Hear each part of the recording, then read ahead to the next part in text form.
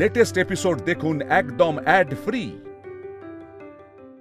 প্রভু, ভাগ্য বীর পুরুষদের সঙ্গ দেয়, কাপুরুষদের নয়। আর এই কল্পবৃক্ষকে আমি স্বর্গের বাইরে যেতে দিতে পারি না। তাহলে এর নির্ণয় কল্পবৃক্ষকেই করতে দিন। আমি কল্পবৃক্ষকে আমার সাথে যাওয়ার অনুরোধ করব। যদি উনি আমার সঙ্গে যেতে চান অবশ্যই যাবেন, আর যদি না যেতে চান তাহলে নিজের স্থানেই স্থির থাকবেন। আমি আপনাকে তা আশ্বস্ত করছি। যদি রাজি থাকেন তাহলে বলুন। মহাদেব তো নিজের কথাতেই জড়িয়ে পড়েছেন।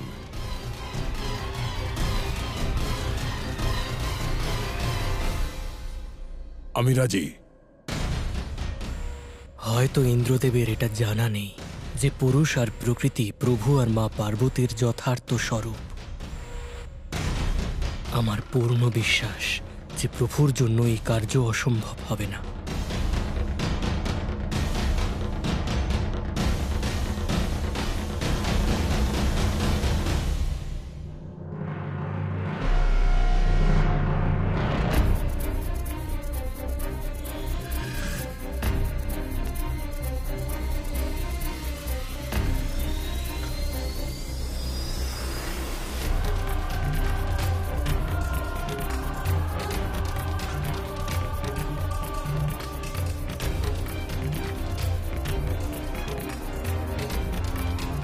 হে কল্পবৃক্ষ, আমি আপনাকে আমার সঙ্গে যাওয়ার অনুরোধ করতে এসেছি।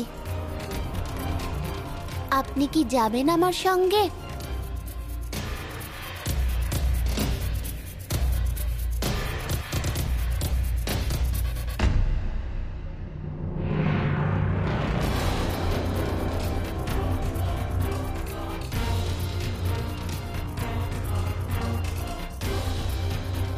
ধন্যবাদ।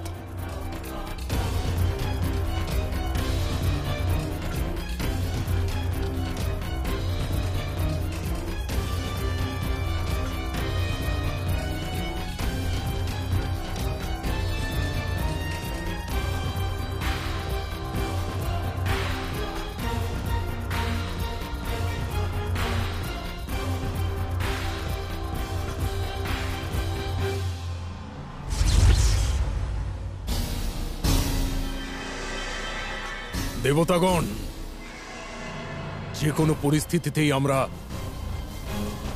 কল্পবৃক্ষকে স্বর্গের বাইরে যাওয়ার পথে বাধা দেবই।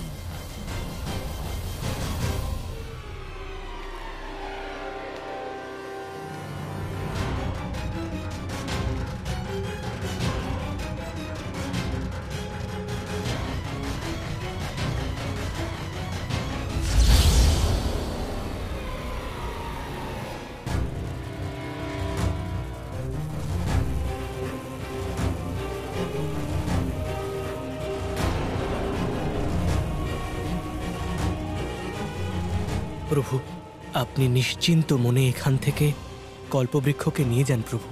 ঠিক আছে মিত্র নন্দী, নিজের ক্রোধের ওপর নিয়ন্ত্রণ রাখবেন। যথা আজ্ঞা প্রভু।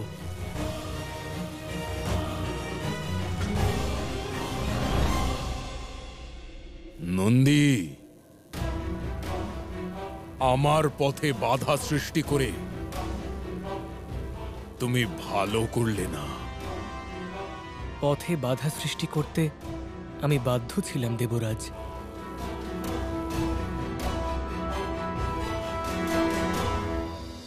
শিব স্বর্গলোকে চলে গেছে কল্পবৃক্ষ আনতে। কল্পবৃক্ষ নিয়ে মর্তলোকে আসবে। হ্যাঁ দেবী অনসুয়া, মা পার্বতীর মুক্তির জন্য প্রভু দারুকাকে ওই কল্পবৃক্ষ এনে দেবেন বলে প্রতিজ্ঞা করেছেন। এ কেমন কথা দিয়েছে দারুকাকে আমার শিব? এ তো একেবারেই অনুচিত। কল্পবৃক্ষকে মর্তলোকে আনা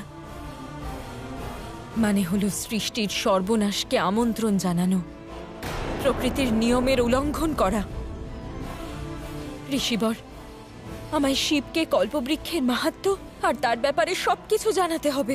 অবশ্যই জানাবো দেবী, কিন্তু তুমি এত অধীর হচ্ছ কেন? কি করে দুশ্চিন্তা করব না ঋষিবর? আমি একজন মহাসতী।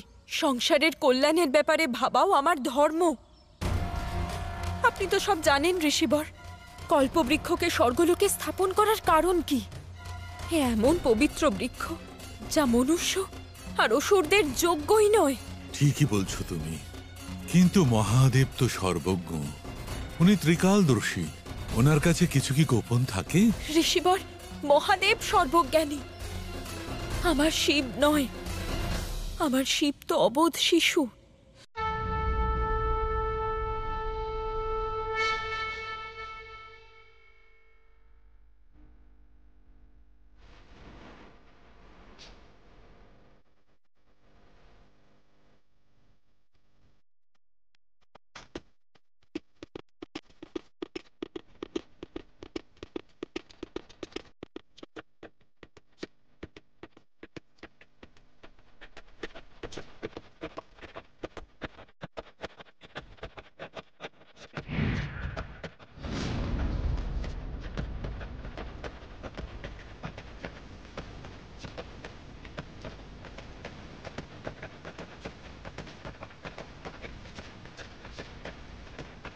দেবী, তোমার শিব শিশু হতে পারে, কিন্তু দেবাদিদেব মহাদেব উনি তো শিশু নন।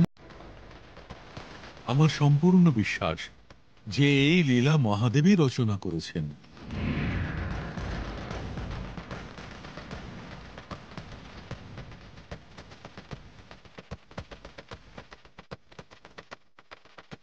অবশেষে ভোলানাথ আমাকে যে কথা দিয়েছিলেন সেটা পূরণ করলেন।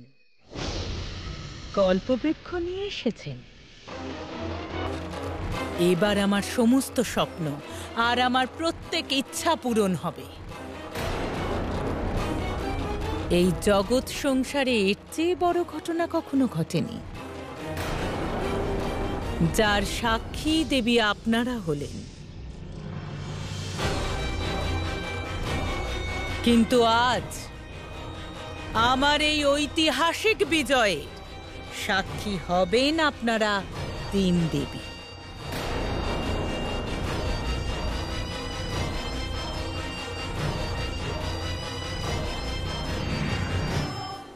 আজ স্বয়ং শিবের হাতেই দেবতাদের সবচেয়ে বড় পরাজয় হয়েছে মা। হ্যাঁ পুত্র, আর অসুরদের সব থেকে বড় জয়।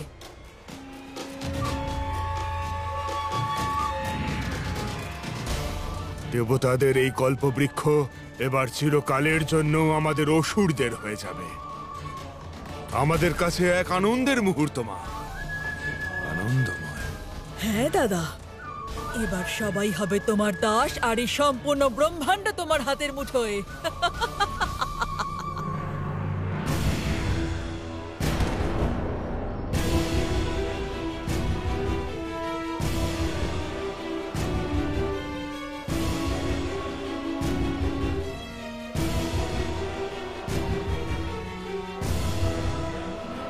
দারুকা, আমি আমার প্রতিশ্রুতি রেখেছি। এবার আপনি প্রতিশ্রুতি রক্ষা করুন। আমার মিত্র পার্বতীকে নিজের বন্ধন থেকে মুক্ত করুন। অবশ্যই। আমি দারুকা দেবী পার্বতীকে সর্বদা আমার কাছে থাকার বন্ধন থেকে মুক্ত করলাম।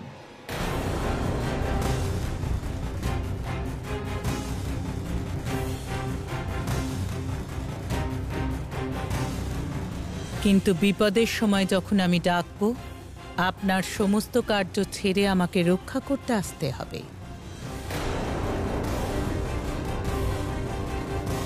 দেবী পার্বতী, আপনার দেওয়া এই আশীর্বাদ মনে থাকে যেন। তথাস্তু।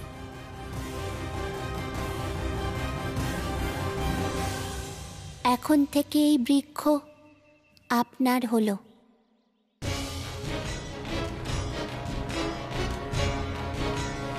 হে কল্পবৃক্ষ, এবার আপনি দারুকার আদেশ পালন করুন। উনি যা বলবেন ঠিক সেই রকমই কাজ করুন। উনি যেখানে বলবেন সেখানেই স্থাপিত হন। যথা আজ্ঞা প্রভু। কিন্তু যেখানে একবার আমাকে স্থাপন করা হবে চিরকাল সেখানেই থাকব। এবার থেকে আপনাকে দারুকার কথা মতোই চলতে হবে।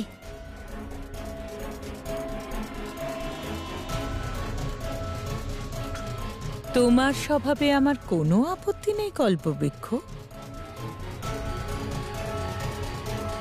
আমি তোমায় আমার রাজমহলের উপবনে স্থাপন করব। কিন্তু আপনার রাজত্ব, মহল, উপবন এইসব কিছুই তো নেই। প্রভু, এখন আমি আমার সমস্ত স্বাদ পূরণ করব।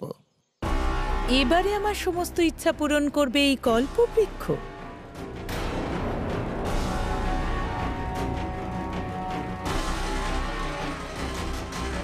কল্পবৃক্ষ, আমার আসীন হওয়ার জন্য সিংহাসন প্রকট করো।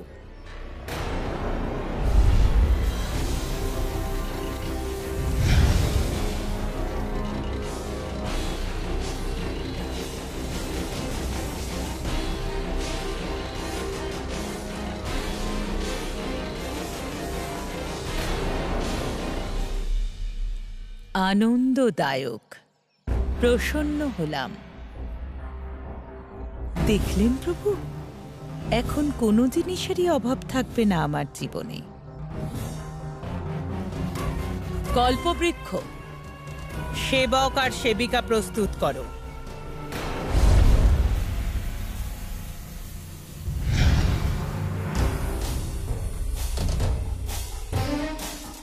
ভোজনের ব্যবস্থা করা হোক।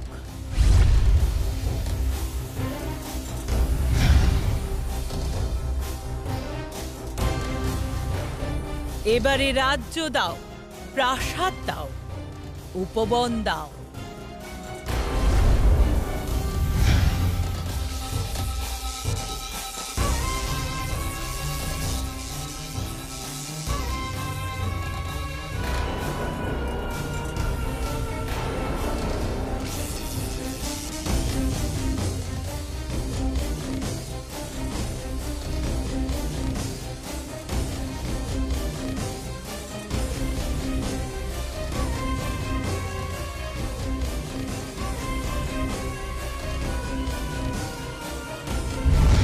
দাঁড়াও দারুকা।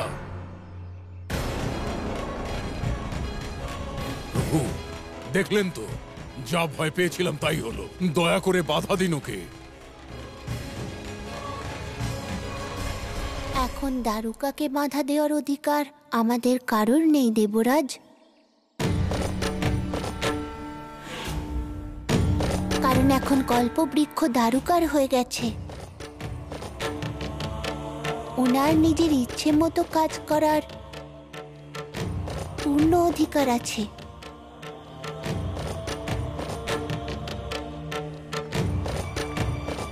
আশা করব আপনি বুঝে গেছেন ইন্দ্রদেব। এই তর্ক বিতর্কে জড়াবেন না দারুকা। আপনার যা ইচ্ছে হয় তাই চেয়ে নিন। এই কল্পবৃক্ষ এখন আপনার।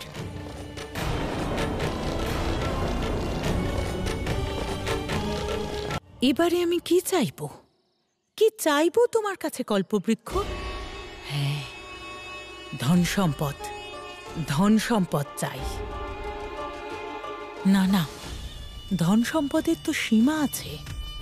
আমি তো অপার ধন চাই, আর সেই অপার ধনের জন্য আমি এটাই চাইব, আমি যা স্পর্শ করব তা স্বর্ণ হয়ে যাবে।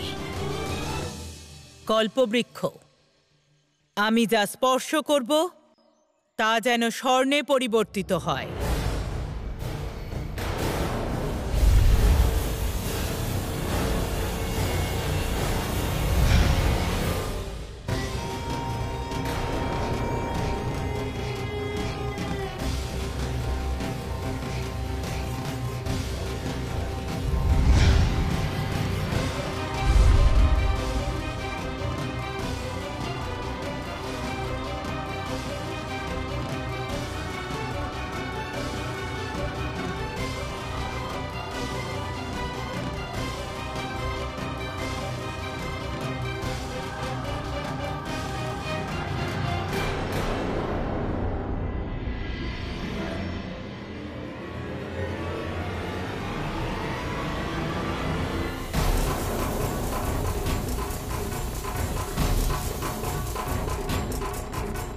এসব কি হচ্ছে ভোলানাথ? আমার হাত স্বর্ণে পরিবর্তিত কেন হচ্ছে?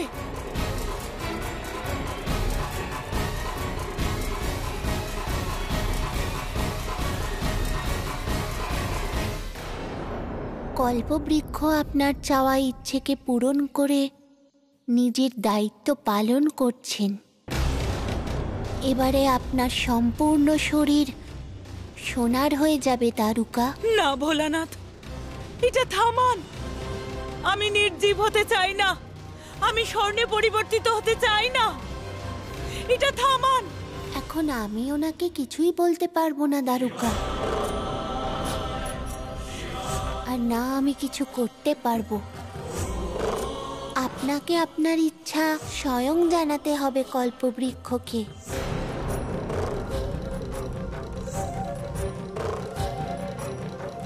আপনার সম্পূর্ণ শরীর সোনার হওয়ার থেকে উনিই আপনাকে মুক্তি দিতে পারবেন।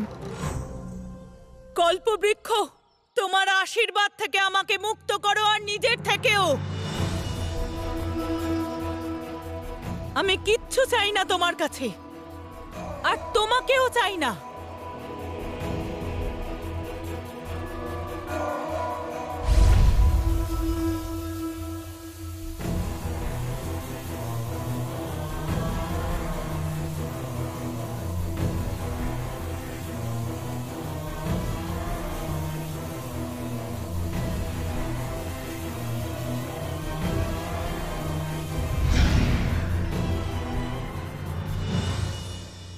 প্রভু, আমায় ক্ষমা করুন প্রভু। আমি বুঝে গেছি যেটা প্রাপ্য সেটাই পাওয়া উচিত। লোভের বশে প্রাপ্য বস্তু শুধুমাত্র কষ্টের কারণই হয়। আর আমি এটাও জেনে গেছি দেবী পার্বতীর আশীর্বাদ আমার জীবনের মূল সুখ আর শান্তির স্রোত।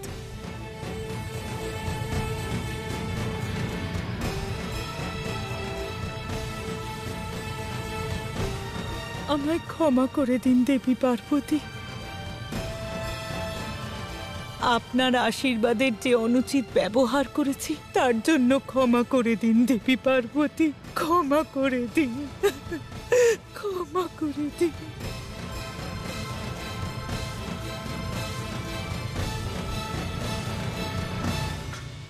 দেবরাজ, আমি বলেছিলাম না, যদি এই কল্পবৃক্ষ দেবতাদের ভাগ্যে থাকে তাহলে আমি নিয়ে আসার পরেও উনি স্বর্গে ফিরে যাবেন।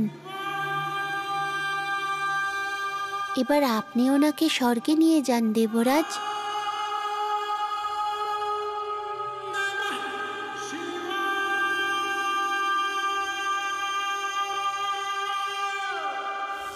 দেবরাজ, আমি বলেছিলাম না, যদি এই কল্পবৃক্ষ দেবতাদের ভাগ্যে থাকে তাহলে আমি নিয়ে আসার পরেও উনি স্বর্গে ফিরে যাবেন। এবার আপনি ওনাকে স্বর্গে নিয়ে যান দেবরাজ।